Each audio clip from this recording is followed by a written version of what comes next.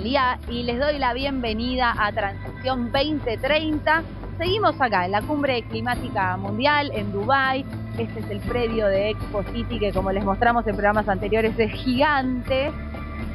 Y es tan gigante que pasan muchas cosas al mismo tiempo. Entre ellas, se pone el foco en la transición energética, tema que tratamos en nuestro programa, es el nombre de nuestro programa, la transición energética en contexto de cambio climático y lo urgente que es. En esta cumbre climática se habla de triplicar las energías renovables en el mundo. Bueno, ¿dónde está parada la Argentina con esos objetivos? ¿Qué recursos tenemos? ¿Qué desafíos tenemos? ¿Qué oportunidades tenemos? ¿Qué discusiones están sobre la mesa con este nuevo gobierno? ¿Qué nos podemos llevar de una cumbre como esta? ¿Y qué objetivos tenemos para la próxima que cumplir como país? Bueno, se lo vamos a preguntar todo eso a expertos que han venido acá, que son parte de las negociaciones, que son referentes en la materia, y no solamente argentinos. Hablamos con referentes de la región, exministros, por ejemplo, hablamos con el exministro de Energía de Uruguay, que fue el encargado de liderar la transición energética en Uruguay, que lo hizo muy bien, es un país líder en ese tema, no solamente en la región, sino en el mundo. Y hablamos también con empresarios argentinos, por ejemplo, del sector de la energía solar. Es un programa imperdible que los invitamos a disfrutar con nosotros. Bienvenidos.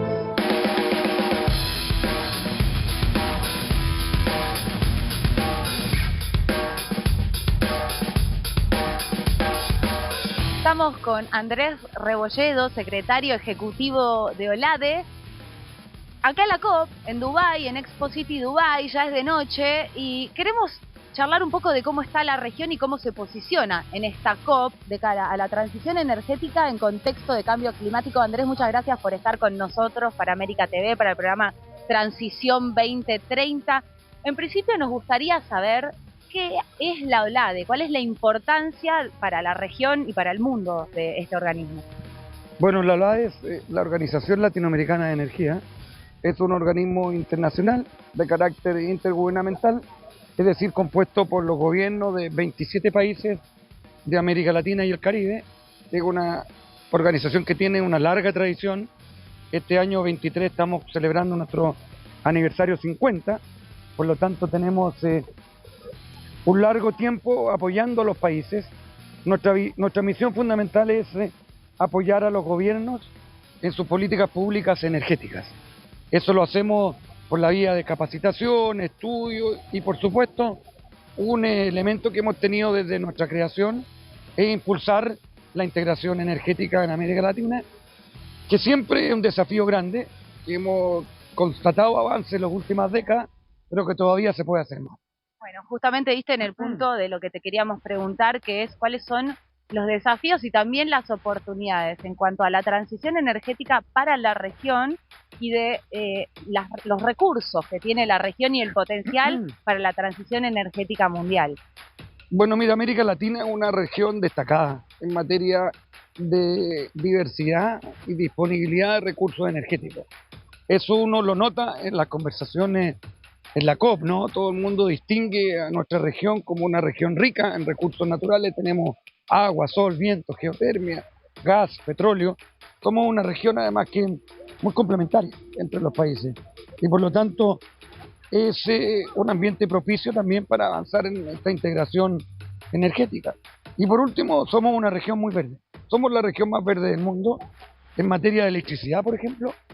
El 60% de lo que se genera de electricidad en América Latina es en base a fuentes renovables. Ese indicador en el mundo es 40%. Por lo tanto, claramente tenemos una posición privilegiada en términos de nuestra transformación, de nuestra transición energética, lo que nos pone en una posición muy expectante para los desafíos que hoy día enfrentan los países de América Latina, que es lo que muchos gobiernos han llamado la segunda fase de la transición energética. Esto es, aprovechando el cambio en el mercado eléctrico con penetración alta de energía renovable, cómo avanzamos en descarbonizar toda la economía, cómo avanzamos en descarbonizar el sector transporte, el sector industrial, el sector residencial, donde allí hay desafíos en materia de nuevos combustibles, hidrógeno verde, combustibles sintéticos, etcétera, que los países de América Latina están trabajando. Eso te iba a preguntar, digamos, ¿cuán difícil, hasta qué punto es algo posible en el corto y mediano plazo la integración energética, teniendo en cuenta que cada país hace su propia transición y parte desde puntos de partida muy diferentes? Bueno, nuestra región, la verdad es que tiene una larga tradición en materia de integración. En lo que se refiere a los aspectos energéticos, yo diría que hay realidades diferentes dependiendo de las subregiones. En América Central, por ejemplo, hay un proyecto de integración eléctrica que tiene 30 años, que tiene 1800 kilómetros de transmisión eléctrica conectada, que transan energía todos los días. Por lo tanto, ahí hay un ejemplo interesante en materia de integración eléctrica en los países andinos y en el Cono Sur. Hoy día, por la vía de las integraciones bilaterales, se está armando también una integración eléctrica más subregional. El Cono Sur tiene también una larga tradición de compartir recursos energéticos hídricos. Por lo tanto, ahí también hay un referente importante en materia de integración. Hoy día hay un espacio muy propicio para avanzar en materia de integración gasífera. A propósito de los recursos en Argentina, pero también en otros países, y la posibilidad de integrar ese recurso y ese energético que otros países tienen. Y por último, yo creo que el desafío fundamental en materia de integración no solo infraestructura, sino que avanzar en armonización regulatoria, en tener normas similares, de manera que la integración también sea hacia la construcción de mercados más ampliados por la vía de estas regulaciones similares. ¿Cuán fácil es eso, pensando en justamente las diferencias de la región y las diferencias de las velocidades de la región? Yo creo que nuestra región ha dado pasos importantes en materia de armonización regulatoria. En la última reunión justamente de OLADE se dio un paso muy significativo, por ejemplo, en materia de certificación regional de hidrógeno verde. Un conjunto de países han emprendido una ruta para tener certificación de hidrógeno verde conjunta, lo que es un síntoma de integración muy interesante. También 12 países de los 27 de OLADE han acordado una meta común de 73% de energía renovable en sus matrices eléctricas. Eso también de alguna forma es un paso hacia la integración. Decía que en materia de integración gasífera hay proyectos entre muchos países en torno a los recursos en Argentina, en Venezuela, en Trinidad y Tobago, y por lo tanto creo que hoy día vemos resultados y al menos proyectos concretos en América Latina. Probablemente todavía hay una brecha importante, pero a pesar de nuestra diversidad, creo que hemos dado pasos importantes. Bien, entre todos los puntos que mencionabas, hay uno que es una discusión muy actual acá en esta cumbre climática mundial, que es el tema del rol del gas en la transición energética. Y te pregunto a vos, ¿hasta qué punto es necesario el gas en esta transición energética y para el financiamiento de las energías renovables y el desarrollo de las energías renovables? Mira, dos cosas. Yo creo que la producción de gas y la economía y la industria del gas también está en su propio proceso de transformación. Nosotros en OLADE, por ejemplo, vamos a lanzar pronto un observatorio de metano que tiene como elemento principal justamente avanzar en esta descarbonización de este sector, en la perspectiva de que son sectores que también requieren, como digo, su transformación hacia el cumplimiento de estos objetivos ambientales. Y en segundo lugar, claramente el gas es un recurso que está presente en América Latina, que tiene en consecuencia una importancia económica para el desarrollo de nuestros países de manera muy significativa, y claramente durante la transición, sobre todo en la medida que en el mercado eléctrico se incorpora mucha energía renovable pero variable, que requiere energía de base para darle seguridad al sistema, pero también para la industria y para el sector residencial. Claramente el sector gas va a permanecer y va a ser un energético que va a acompañar esta transición. Parte de la transición. Nuestros estudios en OLADE indican que hacia el año 2050, por ejemplo, cuando la región alcanzaría su punto de carbono neutralidad, el gas va a seguir estando presente. Ya no en los porcentajes de hoy día, pero en torno a un 10%. Por lo tanto, el propio sector se transformará y nos acompañará también en una cantidad importante de años hacia adelante. Ya que usted también estuvo en la función pública en Chile, le pregunto su mirada sobre el potencial del litio en la región, sobre todo en el triángulo, llamado Triángulo del Litio. Efectivamente, el 60% de las reservas de litio las tiene Brasil, Argentina y Chile. Cada uno de estos países está trabajando para desarrollar este sector. La realidad institucional, económica es diferente. En algunos casos el recurso es público, en otros son de las provincias, en otros se concesiona. Creo que ahí hay un espacio importante también de coordinación, de manera tal de entender que este es un recurso que hoy día lo requiere el mundo, lo requiere la transición, lo requiere el almacenaje y el almacenamiento de energía, lo requiere la electromovilidad y por lo tanto es una oportunidad para desarrollar nuestros países, pero también eventualmente generar cadenas regionales de valor. ¿Es posible en el corto plazo agregarle valor? Yo creo que es posible, yo creo que nuestra realidad de economías con energía limpia y competitiva son un atractivo para atraer inversión de distintos orígenes. En eso creo que hay que ser pragmático, quiero decir, recursos e inversiones que pueden ser de Europa, Estados Unidos, de China, y que tengan la finalidad justamente de generar algún valor en el proceso de industrialización del litio, de forma tal de que esta oportunidad, digo esto en la perspectiva histórica de nuestros países, que somos proveedores de este recurso tan central, que son parte también de la transición energética, la aprovechemos adecuadamente. En el sentido de lo que usted está hablando, ¿es necesario algún tipo de avance en marcos regulatorios, acuerdos con, por ejemplo, Estados Unidos, algo que ustedes vean que podría beneficiar a países latinoamericanos para avanzar con el desarrollo del litio en la región? Yo creo que uno tiene que salvaguardar sus intereses nacionales, pero tiene que ser pragmático también en el sentido de hacer acuerdos de inversión, de transferencia tecnológica, con aquellos países que puedan hacer un aporte, en este caso para la industria del litio, del litio, pero también para el sector renovable. Creo que en eso América Latina tiene que aprovechar esta oportunidad histórica. Hoy día somos parte de una geopolítica donde América Latina tiene un protagonismo que no tenía. Lo vemos también en la COP, en muchos debates se destaca esa posición de nuestra región y creo que es una oportunidad que tenemos que aprovecharla, insisto, no solo nacionalmente, sino que tratar de desarrollar espacios de cooperación. ¿Cómo ve el panorama de la energía nuclear en la región? Bueno, mira, esa es una energía que en América Latina está presente en Brasil, Argentina, por cierto, y México. Es una energía que cumple un rol muy importante porque le da seguridad a los sistemas. En algunos países es un tema más sensible por los temas asociados a eventos de terremoto y cosas de ese tipo que... Como dice la película de Oliver Stone, el fear mongering. Claro, pero que a pesar de que la tecnología ha evolucionado, son debates que públicamente son sensibles en nuestros países, pero nosotros como la ADE somos neutros tecnológicamente, entendemos que es una fuente de generación eléctrica y otro ámbito de la economía que es importante, entendemos que cumple este rol de seguridad y por lo tanto también es parte del desarrollo en nuestro país.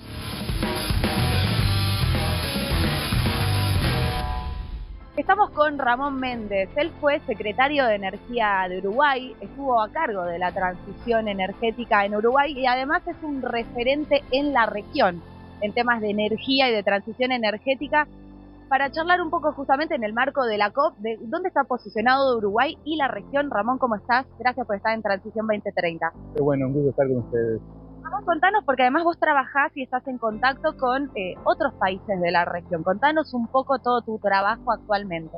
Sí, muy activamente, porque desde que me fui del gobierno en Uruguay, luego de secretario de Energía fui secretario de Cambio Climático, me tocó negociar el Acuerdo de París en 2015, y hace 3 años creamos con unos amigos una fundación para promover la transición sostenible en América Latina. En particular, obviamente, me focalizo en los temas energéticos y trabajamos con gobierno, con sector privado, con la asociación del tercer sector, sector civil y también un poco con la academia para hacer que las cosas sucedan. O sea, se llama IBI. IBI es una palabra hermosa guaraní que quiere decir algo así como la tierra de la belleza, la tierra a buscar, era como parte de esas hermosas leyendas de nuestros pueblos originarios en esta zona del mundo. Me decías antes de que arranque la nota que estuviste vos negociando en el Acuerdo de París, del otro lado, digamos. Contanos un poco de eso porque justamente la COP esta, la de Dubái número 28, el Acuerdo de París se va a mirar mucho más con lupa. Claro, y bueno, el Acuerdo de París se trabajó durante 5 o 6 años, eso es la realidad. Después de Copenhague en 2009 se empezó a construir París, que fue en 2015, 6 años después. Y son esas cosas, estas negociaciones aquí en las que estás miles de personas negociando en paralelo desde las 7 de la mañana hasta las 3 de la mañana del día siguiente, parás un poquito para descansar unas horas, seguís en paralelo una cantidad de negociaciones y después todo eso tiene que cerrar. Con 190 países, con 190 posiciones tiene que cerrar. Y ahí están lo que llaman las mesas chicas, donde está la posibilidad de generar acuerdos. Y bueno, ahí yo recuerdo perfectamente la última noche de París, a las 3 de la mañana, ya cerraban los plazos y llega John Kerry, que era el secretario de Estado en aquel momento en Estados Unidos, el gobernador Obama, y se lleva para afuera de la sala al ministro chino, no me acuerdo cómo se llamaba, y a la media hora llega con la televisión, ¿no? O sea, esas cosas que era una mesa chica de 20 en la que estábamos, pero se fueron los dos que terminaron decidiendo y ahí terminaron negociando. O sea, son como que de arriba para abajo de alguna forma, ¿no? O sea, terminás cerrando, hasta cuando llega el punto final lo dan otros. Contanos un poco sobre, a vos te tocó liderar, digamos, estar a cargo de la transición energética en Uruguay. ¿Cómo fue? ¿Cuáles fueron los desafíos con los que te encontraste en ese momento?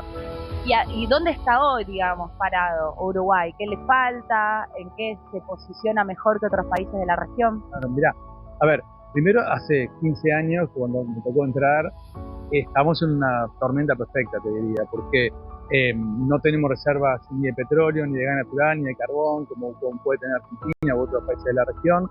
Los grandes ríos ya los hemos utilizado desde hace décadas para producir electricidad y no teníamos en aquel momento ninguna otra fuente renovable instalada y además en aquella época había dificultades también en la región como para que nos puedan abastecer. Tenemos el gasoducto que une a Uruguay con Argentina, pero Argentina tiene dificultades para su demanda interna, no podía exportar mucho gas natural por Uruguay. O sea, vivimos realmente una situación muy compleja, pero lo bueno es que, bueno, como se dice el dicho tan popular, las crisis son oportunidades y las aprovechamos sabiamente, y fue lo que intentamos hacer. Hoy en día Uruguay tiene el 98% de su matriz eléctrica renovable, y eso realmente es 98%. Este país en el mundo que tiene el mayor porcentaje con estas características, porque hay países como Paraguay que tienen 100%, pero es toda energía hidráulica, como Yacyretá y Itaipú, las dos grandes centrales hidráulicas, pero nosotros tenemos la mitad aproximadamente con fuentes no renovables, no convencionales, renovables no convencionales. O sea, el 40% de la electricidad uruguaya es eólica, por ejemplo, para dar una idea. Voy a preguntar cómo es la matriz energética hoy. La matriz energética hoy es más o menos un 40%, entre 30 y pico y 40% que es eólico. Ese es el porcentaje más alto del mundo junto con Dinamarca de energía eólica. Por otro lado tenemos alrededor de un 15 y un 20% de residuos de biomasa, de diferentes residuos de agroindustrias que tenían un pasivo ambiental y se transformaron en activo energético. Tenemos una pequeña participación todavía de solar y tenemos el resto de energía eólica de energía hidráulica más tradicional. Con eso completamos el 98% en un año normal y solamente el 2% son diferentes fuentes fósiles, que en general es simplemente derivado del petróleo. Como es tan poquito, no es tan importante como todo.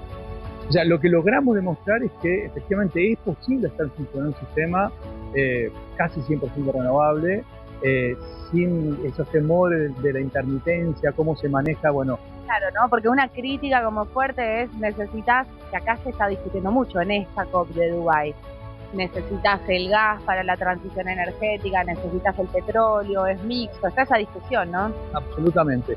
Y ahí se sigue dando en muchos lugares, a pesar que ya hay varios países como Uruguay que tienen muy alto porcentaje, casi el 100% o arriba del 90% de renovables, y se está demostrando desde hace años que eso funciona. Pero bueno, evidentemente hay intereses, los intereses tratan de seguir mostrando que sin ellos en juego no hay juego, y la realidad está mostrando que no es así, claramente.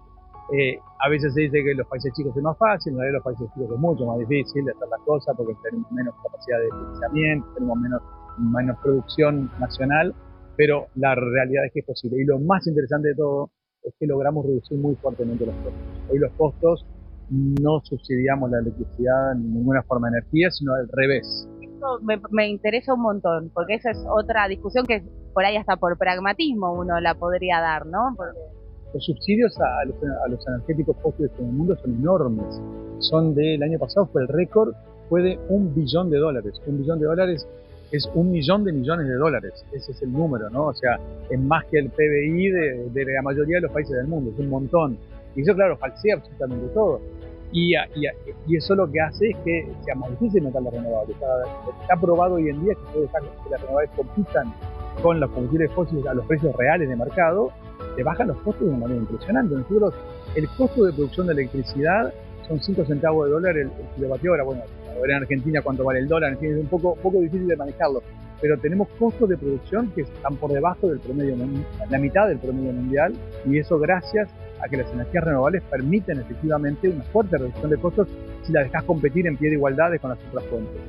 Y además, el otro gran beneficio es que te independizas de esas locas variaciones que tienen los commodities energéticos. O sea, si te viene una guerra, te viene un fenómeno geopolítico, un país, no depender de esas locuras de cómo cambian los precios del petróleo, del gas natural o del carbón, porque tenés un contrato a 20 años y sabés, yo te puedo decir cuánto va a ser la electricidad en Uruguay dentro de 10 años, porque está todo bajo contrato de largo plazo.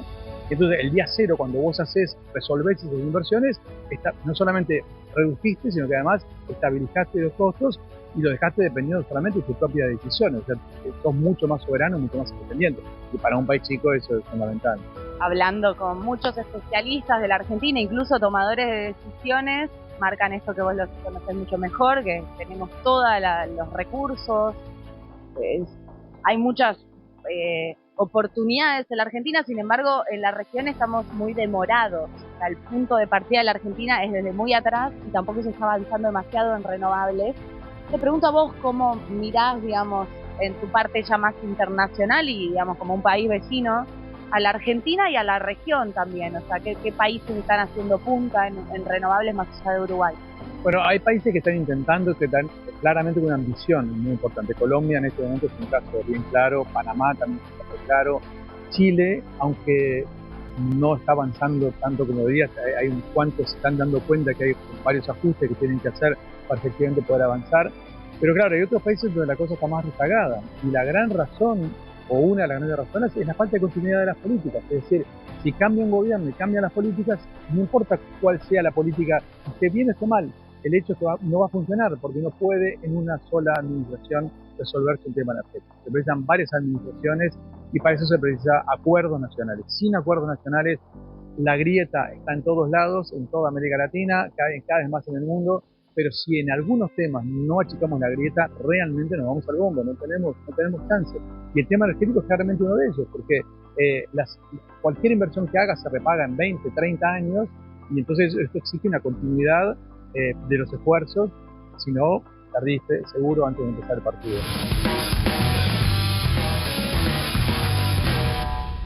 Escuchamos qué pasa en la región, aprendimos qué pasó en Uruguay con la transición energética y cómo está hoy Uruguay con respecto a las energías renovables.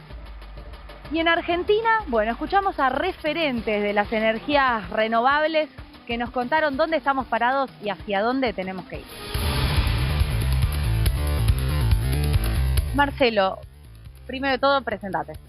Soy Marcelo Álvarez, expresidente de la Cámara Argentina de Energías Renovables, actual secretario del Global Solar Council y director de la Task Force Latam, es una asociación de asociaciones solares alrededor del mundo, y soy director en Core de Energía del Grupo Iraola. Contanos un poco, primero, qué hace tu empresa.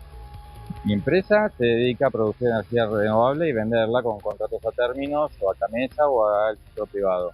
¿Energía solar específicamente? Energía solar fotovoltaica. En la Cámara de Energías Renovables, contanos un poco cuál es tu rol ahí y si has participado de otras cumbres climáticas mundiales, cuál es el rol, digamos, como representantes de la Cámara, por ejemplo, aquí en Dubái.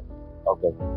Y para ir por partes, la Cámara tiene 14 años de antigüedad, es transversal en términos de tecnología, tiene todas las tecnologías renovables que son eólica, solar, geotérmica, maremotriz, hidroeléctrica a pequeña escala, geotérmica, y tiene comités por cada una de las tecnologías y tiene comités transversales que son de impuestos, de comercio exterior, de industria nacional y de hidrógeno como vector de futuro. Fui 3 veces presidente electo de la Cámara, me jacto de ser un presidente que cambió el estatuto para no poder ser reelecto. Podía haber sido Grondona de las renovables y lo evité. No, y hablando en serio, es una institución dinámica. Yo actualmente presido el Comité Solar de la Cámara Argentina y mi trabajo cotidiano es compartir con los miembros, con los socios de CADER, todos los avances y representando a CADER tratar de incidir en la política que catalice el proceso de adopción de renovables, que lo haga más rápido, más eficiente y más barato. ¿Cómo venimos con eso? Ganando algunas y perdiendo otras, como casi todo en Argentina. Estamos en la COP. La razón de estar en la COP, muy básicamente, estudios de Naciones Unidas muestran, para estudio del caso de Argentina, que haciendo 3 escenarios, un escenario proyectando lo que estamos haciendo ahora hasta 2050 sin modificación, proyectando otro con energía renovable intensiva y proyectando otro con gas intensiva. Lo que muestra es que renovables baja mucho más las emisiones del gas, 59,9%, respecto del año base 2019 al 2050, es más barato y genera más empleo, casi 10 veces más empleo que el escenario de gas. O sea que la síntesis y la conclusión es: renovables no solamente es más limpio y más barato, sino que genera más empleo, deberíamos hacerlo ya. Contanos un poco más específicamente qué puede salir sobre este financiamiento, de parte de quién, y cómo eso podría cambiar, digamos, para qué se utilizaría en el desarrollo de las energías renovables en la Argentina. Hay varias líneas y es bastante complejo explicarlo muy cortito, pero para ponerlo conceptualmente, los países industrializados, digamos, todos los países somos responsables de las emisiones, pero las responsabilidades son compartidas pero no iguales. No es la misma la responsabilidad de China o Estados Unidos en las emisiones que las de Argentina. Argentina representa el 0,7 de las emisiones globales. Pero en términos de promedio estamos por arriba de la media latinoamericana. Estamos casi 60% arriba de la media latinoamericana per cápita. ¿Qué quiere decir esto? Argentina, si no reduce, va a sufrir barreras pararancelarias que se van a convertir en las cosas del siglo XXI. La intensidad energética, que quiere decir cuán eficiente estoy produciendo los bienes y servicios que exporto, y la huella de carbono, que es cuántas toneladas emito para hacer eso que quiero exportar, van a ser barreras pararancelarias a partir de enero de 2024 en la Unión Europea. Eso es ya, te lo pregunto porque después quiero entender si eso está en la cabeza de todas las discusiones de los empresarios argentinos. Desgraciadamente no en todos, pero debería estar, porque uno está a la vuelta de la esquina, enero de 2024 para la Unión Europea, y el otro está a 2 años vista. Si uno no se adapta a estos parámetros internacionales, no va a poder vender sus productos a la Unión Europea. Técnicamente va a perder competitividad. En algunos mercados directamente no va a poder entrar porque va a ser pasa no pasa, y en otros va a ser precio ponderado, entonces va a tener que tener un precio menor que su competidor, que es más eficiente. La economía va a pagar un sobreprecio cuanto más ineficiente sea, y Argentina no está tomando las medidas que necesita para dejar de ser ineficiente. Tiene que pasar en estos años para que, digamos, no se quede afuera la Argentina de esto que se está discutiendo acá y de esto que, bueno, como vos decís, va a dejar a la economía argentina, a los exportadores argentinos en una desventaja impresionante, digamos, si no se adaptan. Porque te lo pregunto porque entiendo que no es una discusión masiva dentro de lo que son el círculo rojo argentino. O sea, que lo primero que tenemos que hacer es dar la importancia de la situación. Y insisto, no creer que es un problema moral o de responsabilidad transgeneracional, sino es un problema fundamentalmente económico, que tiene connotaciones morales y transgeneracionales, pero que si no lo querés hacer por las buenas razones, hacerlo por las más egoístas, que va a salir más caro cuanto más tarde en hacerlo. Entonces, tanto el empresariado como el tercer sector, como la academia, como la clase política, gobierno y oposición, necesitan darle la importancia que tiene. Nosotros estamos trabajando en un movimiento transversal con la Alianza Climática Argentina, que es una alianza de varios jugadores de todos sectores, gobiernos provinciales, bancos, asociaciones, cámaras, para poner sobre la mesa de la clase política en enero de este año un documento sobre hacia dónde debería ir Argentina en términos de energía en los próximos 20 años, empezando por los primeros 4. Y con una ley de transición energética. Pero yendo un poco al tema del financiamiento, que entendemos es uno de los ejes centrales de esta cumbre climática mundial acá en Dubái, y que es el elemento también central que ustedes como sector de las energías renovables están planteando para poder dar un salto, poder aumentar la participación del sector en la transición energética argentina. Si le tenés que explicar a mí o a alguien que está del otro lado, bueno, conseguimos una inversión, conseguimos financiamiento, ¿a dónde va específicamente? Un ejemplo, porque entiendo que es muy amplio, como vos explicás, que es muy complejo, que bueno, que son un montón de sectores, pero ¿cuál sería un ejemplo concreto de se consigue un fondo para algo que es muy importante en las renovables? Por ejemplo, los primeros que deberían estar en la fila cuando uno usa tecnología renovable son el casi 1 millón de personas que no tienen servicios eléctricos en Argentina, comunidades rurales dispersas. Hay un programa que se llama PERMER, que con fondos del Banco Mundial, que cubre parcialmente esto, pero deberíamos ir mucho más rápido de lo que vamos. Darles usos productivos que les permitan generar empleo en los medios rurales para mitigar la migración no deseada hacia los centros urbanos, hacia la periferia. Digo no deseada por ellos, no deseada por los políticos o por los ciudadanos. Es el que quiera migrar, porque quiere buscar nuevos horizontes, perfecto, pero el que tiene que migrar porque no tiene trabajo, no. En este lugar sobran fondos para eso. Para cerrar esta entrevista, juguemos un rato. Me gustaría que imagines dónde va a estar parada la Argentina de cara a la transición energética en contexto de cambio climático con las renovables. En el caso de Argentina, para poder ir en renovables más rápido, más eficiente y más barato, necesita financiamiento climático adecuado, no regalado, adecuado a las necesidades de Argentina. Y como última en esta COP lo que se discute es la responsabilidad de las emisiones climáticas de los grandes emisores. Ya está acuñado el concepto de deuda climática. Los grandes responsables de emisiones tienen que pagar parcialmente el desarrollo de los países más postergados, porque ellos ya emitieron todo lo que tenían para emitir. Entonces, Argentina no tiene que condicionar su desarrollo de ninguna manera a desarrollarse más lento o de una forma limitada por tener que ir con renovables. Todo lo contrario, tendría que conseguir financiamiento si hace los deberes para poder ir más rápido y más barato.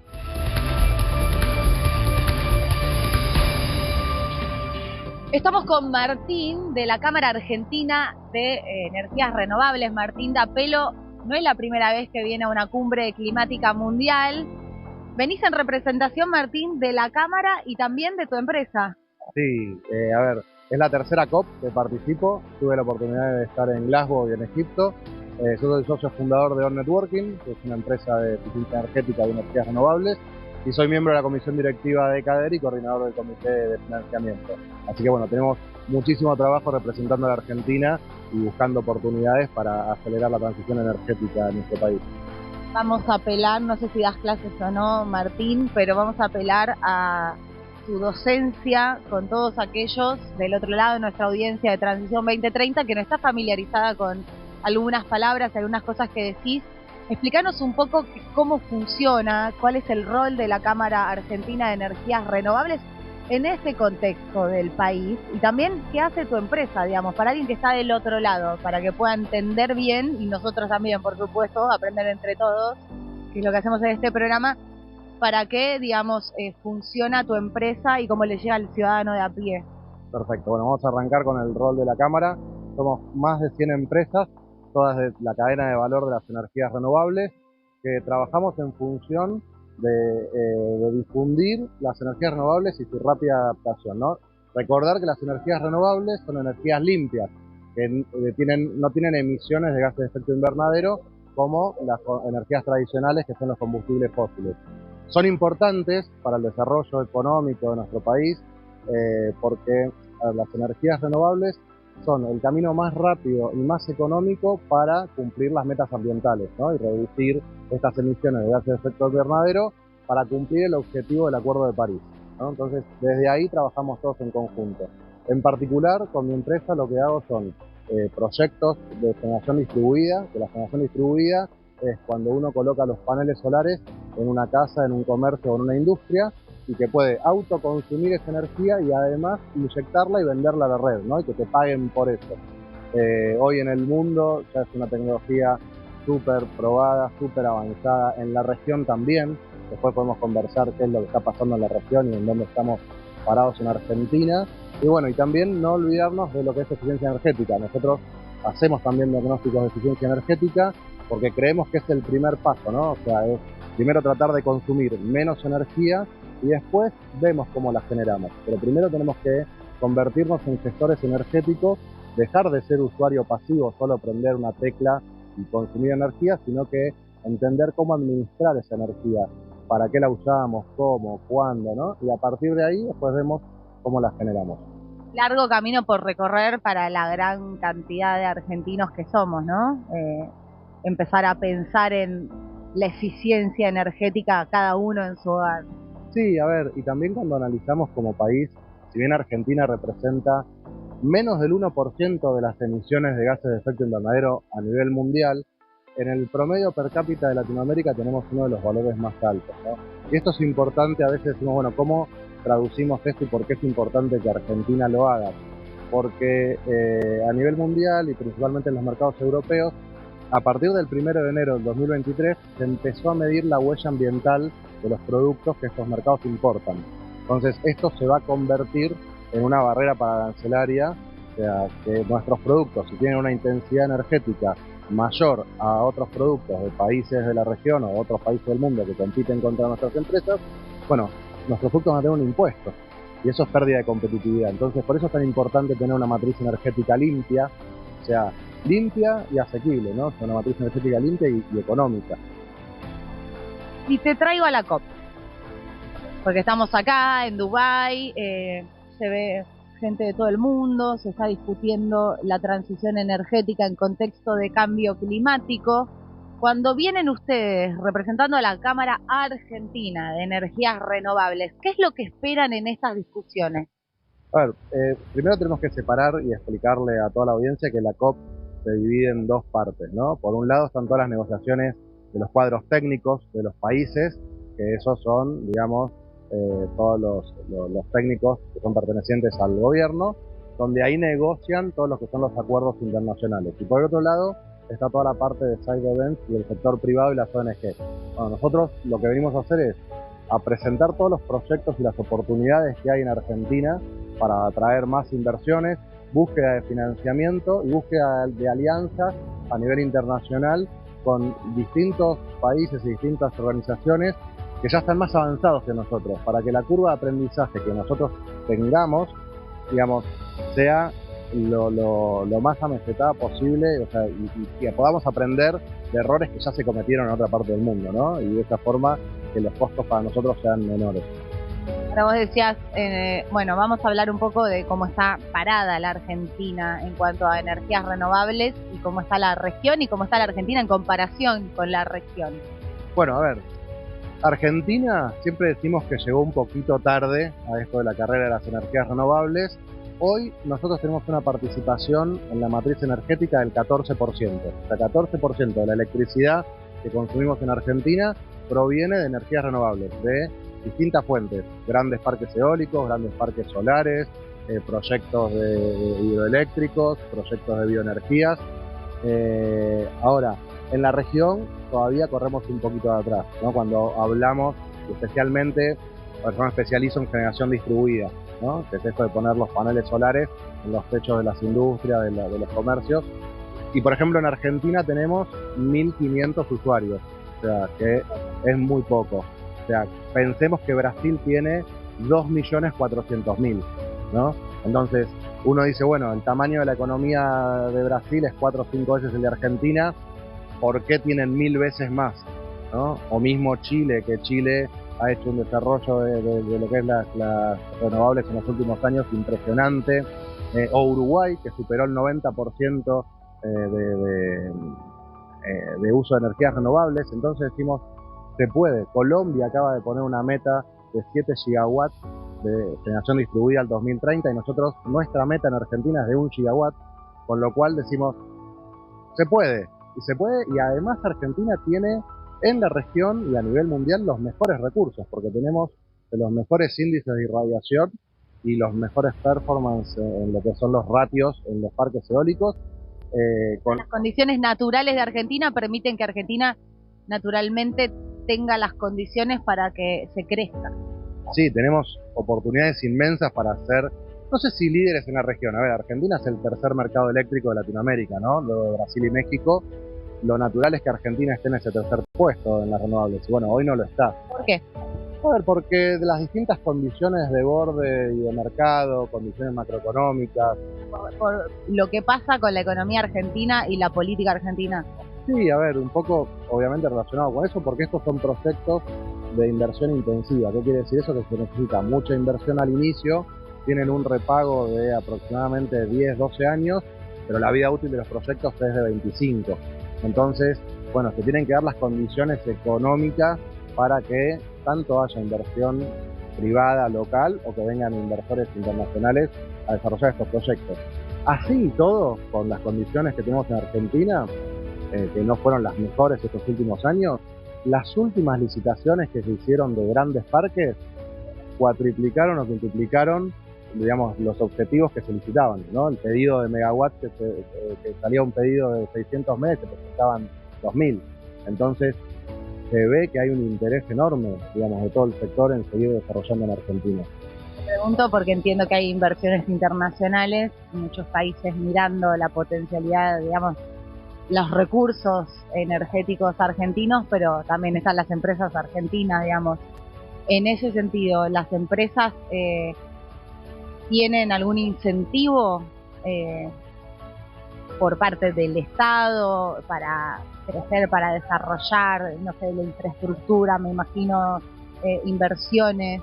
A ver, hoy es difícil hablar de incentivos, si bien en generación distribuida tenemos lo que es el certificado de crédito fiscal, que es un bono que te entregan, que se puede descontar de impuestos, de IVA, de ganancias, y ese, digamos, es el principal incentivo. Y también tenemos préstamos a tasa diferencial con lo que es el FODIS, que es el fideicomiso, digamos, de generación distribuida. Hay una realidad, ¿no? que el contexto inflacionario distorsiona todos estos beneficios. Entonces, primero, creo que se deben acomodar las principales variables macroeconómicas y de la economía interna, como para que podamos tener nuevamente competitividad con los proyectos. Bueno, entonces te pregunto, volvemos a la COP, y vos contabas que hubo en estos días una noticia muy importante sobre triplicar, la necesidad de Argentina de triplicar las energías renovables, ¿no? Sí, a nivel mundial, o sea, más de 300 empresas, las 300 empresas más importantes del mundo, firmaron una declaración haciendo el pedido a los policy makers, que son, digamos, a todos los países participantes, de duplicar los objetivos en eficiencia energética y triplicar los objetivos en generación de energía renovable. ¿Eso qué significa? Contanos un poco como qué significa. Eso significa que la matriz energética mundial debería alcanzar a tener unos 11.000 gigawatts de potencia instalada en generación renovable, que lo que va a permitir es acelerar la disminución del uso de carbón para la generación eléctrica. Meto un paréntesis acá. ¿Por qué le tiene que importar esto a las personas que nos están mirando? Porque el uso de carbón para la generación eléctrica tiene altas emisiones de gases de efecto invernadero. Esos gases de efecto invernadero son los que aceleran el calentamiento global, ¿no? Que son los que primero tenemos que disminuir. Este cambio, esta transición que se está reclamando y que probablemente sea lo que marque los próximos años en la Argentina, no sabemos con qué velocidad, pero seguramente va a ir hacia ahí, ¿no? La transición. Sí, a ver, estas declaraciones son declaraciones de voluntad, ¿no? No son vinculantes. O sea, pero es importante que como país acompañemos a esa transición energética mundial y siempre marcando las diferencias de la región, ¿no? A veces cuando hablamos de transición energética no es lo mismo hablar de la transición energética europea o americana que en lo que es la región de Latinoamérica, donde hay un montón de necesidades a cubrir, pero también tenemos que entender que no es la discusión si es una cosa o la otra, porque son las dos cosas al mismo tiempo, porque hablar de transición energética y hablar de cambio climático es también hablar de lo que es justicia social y equidad, ¿no? Pero en el camino de la transición, digamos, cuando empiecen esos cambios quizás de forma más unificada, como más voluntaria, pero consensuada, a las personas que nos están mirando, ¿en qué les puede cambiar la vida, digamos? A ver, primero que vamos a tener con la energía limpia menos emisiones, mejora la calidad del aire, nuestras empresas son más competitivas a nivel mundial y entonces eso va a hacer que tengamos mayor exportación, o sea, y poder equilibrar la balanza fiscal, que es el problema que tenemos en Argentina, que termina siendo económico, ¿no? Entonces las energías renovables lo que ayudan es a tener este superávit fiscal. Cosas para ir cerrando. Si vos decís que nos gusta preguntárselo a nuestros entrevistados, en la próxima cumbre climática mundial, ¿dónde vos creés, con tu experiencia en el sector y también viniendo acá a estas cumbres climáticas mundiales y viéndolo, el nuevo panorama político argentino, ¿dónde crees que vamos a estar parados como país en la próxima cumbre climática mundial? Ojalá que siguiendo con todos los compromisos internacionales, creo que eso no hay discusión, porque eso es algo que a nivel mundial todos los países desarrollados en vía de desarrollo están en esta discusión, en este debate, que es un debate global, no es algo individual que pueda hacer cada país. Y ojalá que lleguemos a, no sé si la próxima COP, pero en alguna próxima, a lograr que en estos textos finales pongamos sí la eliminación de generación de energía con carbón, ¿no? O sea, siempre se habla de vamos a ir disminuyendo los combustibles fósiles, el carbón, pero siempre es la palabra disminuir. Y disminuir no tiene una meta, un objetivo, un porcentaje. Entonces, tenemos que pasar a hablar de eliminar, ¿no? O sea, hacer una transición completa.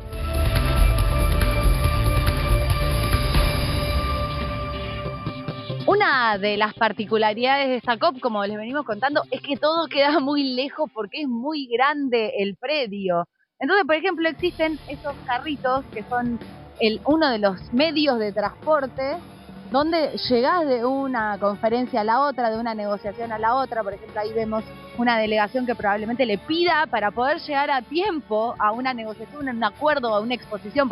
Hay eventos que son laterales a las negociaciones que se dan acá en el marco de la COP de las Naciones Unidas. También hay bicicletas, miren ahí, monopatines. Nuestra productora María quiere que nos subamos a un monopatín, pero en Transición 2030 queremos seguir existiendo, entonces no me voy a subir al monopatín, pero es uno de los medios de transporte de esta cumbre climática. También estas bicicletas, ya les digo, es muy grande esto, es muy grande. Todos los periodistas que vienen cubriéndolas todos los años dicen es un problema porque te podés llegar a perder un acuerdo importante, por ejemplo. Vamos a seguir caminando igual. Claro, al estar todas las personas de todas las partes del mundo, hay puestitos de comida, pero pocos de Dubái. Dijimos, ¿qué se come en Dubái? Averiguamos y nos dijeron, en este puestito hay comida típica de Dubái, así que le vamos a preguntar a los que cocinan. Hi, how are you? Hi, how are you? Welcome to Someone told us that this is Dubai typical food. Sesame. Sesame. So, tell me please, what do you sell here? What can we eat that is typical from Dubai? We have a burger, unique burger, because sesame only, the one burger, croissant burger they use. They don't use all in Dubai. We're using a croissant burger. Croissant bread. Hacen, para que les cuente, hacen una hamburguesa con los panes de la hamburguesa son media lunas, croissant, dicen ellos. And what else? Can we eat, for example, for dessert? For the dessert, we have dates pudding, which is made from the locally sweet pecan nut and sesame. So it's really wonderful, amazing, energizing. So you can like to try, and definitely you're not going to regret that. Okay, we'll try it. Where are you from? You're not from Dubai, or yes? Yeah, of course, I'm from Cameroon. Philippines. From Uganda. Uganda. Yes. From Uganda. Nepal. Yeah, actually we met here. This is our second home. Apart from our home country, this is our second home. Do you know Argentina? Yeah, we know Argentina. We know Mexico. We know Aguero. Sergio Aguero. Yes, Maradona as well. We know Maradona. Enzo Fernandez. Enzo Fernandez. Number one now. Thank you so much. Hi Argentina, one love from Dubai, Sesame. One love from Cameroon, Argentina. We love you. Ciao.